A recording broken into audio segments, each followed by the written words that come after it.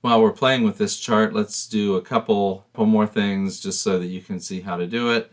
One is under design, we still have our select data like we did for the pie chart.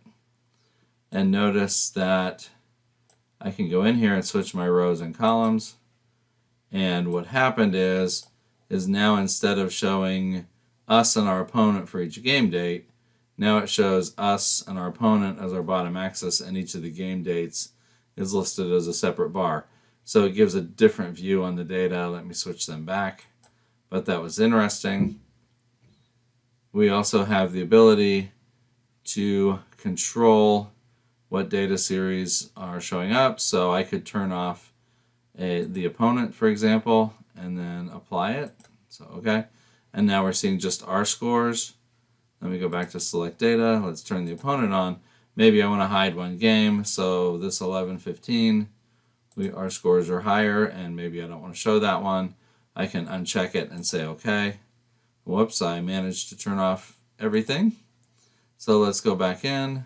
We have us, we have opponent, and now 11-15 is gone if I say okay. So there we can see us and our opponent, but 11-15 has disappeared.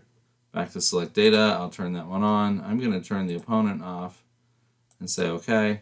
Notice that the legend also updates to show that the opponent is turned off, so now it just has one color bar and one item in the legend. Okay, let's put those back in there. I'll say okay, and our chart is back the way that it was before. Also, I don't have a title on this chart. I'm going to add a title real quick.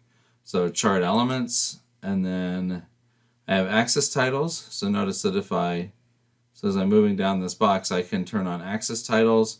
I can turn on the chart title. We didn't do data labels, but if I want to show them, I could turn those on. Here's a data table, which is underneath my chart. It shows basically the numbers for each of my bars. And so that's all really useful. Let me just turn on the chart title and then say scores.